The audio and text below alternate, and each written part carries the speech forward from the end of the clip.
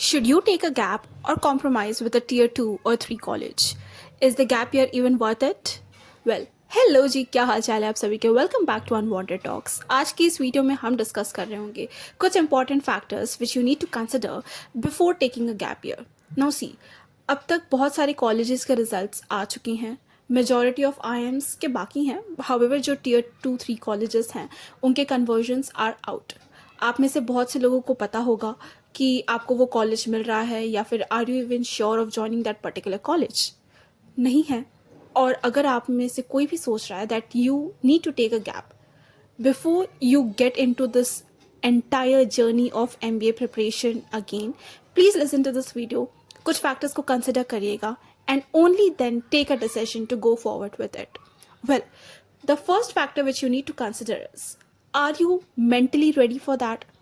नहीं, मैं उन मोटिवेशनल रील्स की बात नहीं कर रही हूँ जो कि आपको 10 सेकेंड का डोपामिन दे के you get forward with it और वो पूरा साल फिर आप रिग्रेट करेंगे।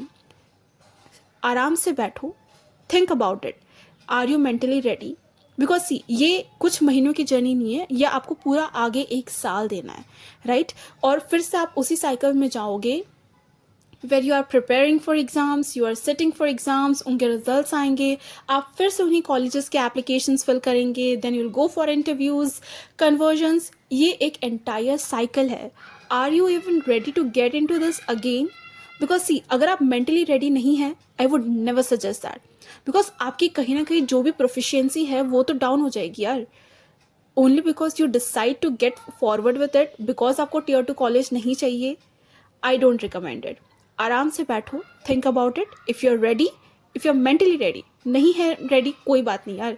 Mental health is the priority. आपकी मेंटल हेल्थ सही रहेगी ना, आपको किसी भी कॉलेज में भेज दिया जाएगा, you will excel. Like take my words, you will excel अगर आपकी मेंटल हेल्थ सही है तो, only then. If not that, आपको मैं IIM अहमदाबाद भी बिठा दूंगी, it is not going to be worth it. इसलिए first thing is your mental health. दूसरी चीज़, and okay, no way I'm demotivating you to take a gap, नहीं, I'm only making a factor in front of you जो कि आपको consider करना है। Second, what was the level of preparation which you were? मतलब सी, देखो, ये चीज़ें सुनने में बहुत फैंसी लगती है कि फर्स्ट अटेम्प्ट में मेरे 10 परसेंटाइल आए थे और सेकेंड अटेम्प्ट में मेरे 99.99 आए थे। फैंसी है, राइट? बहुत मोटिवेशनल भी लग सकता है, but in what extent is it logical? ये भी प्लीज़ सोच लीजिएगा, ठीक है? अगर आप कहीं ना कहीं उस लेवल ऑफ प्रिपरेशन में थे जहाँ पे आप 70s और 80s में थे, और आपको लगता है कि आने वाले कुछ महीने अगर आपको दे दिए जाए डेडिकेटेडली, तो आप 98-99 परसेंटाइल तक रीच कर सकते हैं। And please evaluate. हाँ, ये आप अपने सेल्फ कॉन्फिडेंस में जाके मत वो कर दीजिएगा, नहीं नहीं मेरा हो जाएगा। इवेलुएट, मॉक्स दो, अपने प्रिपरेशन लेवल देखो। आप अपनी आपको प्रोक्रेस्टिनेशन करने की कितनी आदत है, आप वो भी प्लीज़ असेस कर लेना। ऐसा ना हो कि आपको लग रहा है कि आपके पास आने वाले 7-8 महीने हैं and you are going to prepare for it, however आपके 4 महीने प्रोक्रेस्टिनेशन में निकल गए और बचे 4 महीने, the entire gap year is null. ठीक है, this is the second factor. अब third factor is, will you be able to justify your gap year in interviews? I have heard a lot many people having a setback only because उनके पास gap year था and they were not able to justify it properly. See, ये tough होता है, ठीक है?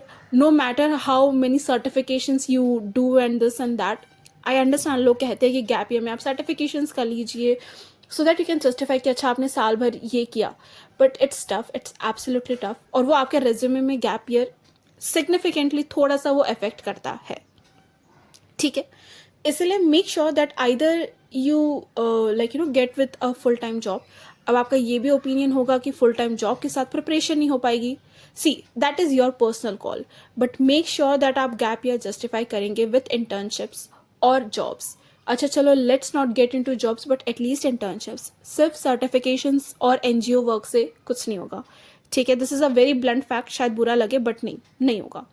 And coming to some last points जो कि आपको कंसिडर करने होंगे, ठीक है? सी, ये पता है, द एंटायर एडमिशन प्रोसेस, आप जब एंड तक पहुंच जाते हो ना, like right now I have offer letters, I have been through that journey, और इसलिए ये चीज़ मैं अंडरस्टैंड कर पा रही हूँ दैट इट इज़ लाइक आपकी 80% मेहनत है, बट वो जो लास्ट का 20 है ना, that is making you reach the destination, that is your luck.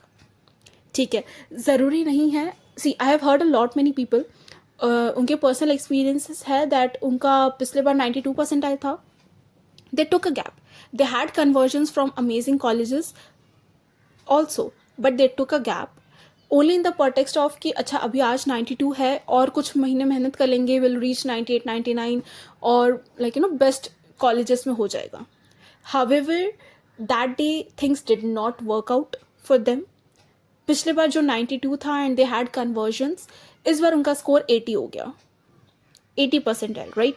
ज़रूरी नहीं है कि हमेशा आपका like you know second attempt में मार्क्स ज़्यादा ही आएंगे, ऐसा नहीं होता है। There is also a probability कि पिछली बार से भी कम आ जाएंगे। So are you ready for that?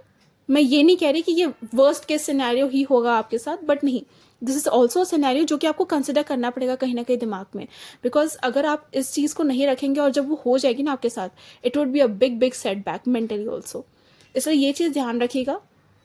अगर आप सिर्फ इस वो में चाह रहे हैं कि यार अगली बार कुछ 5-6 परसेंटाइल बढ़ जाएंगे and I excel, sorry, there is a chance that it won't happen, और उस वक्त फिर शायद आपको पूरे साल भर के गैप ईयर पर रिग्रेट हो। Here we come to an end to this video. इस वीडियो में हमने कुछ फैक्टर्स कंसिडर किए जो कि आप सोच सकते हैं before taking a gap year. Make sure कि आप अपने गैप ईयर को फ्रूटफुली और बहुत डिलीजेंटली यूज़ करें, यूटिलाइज करें।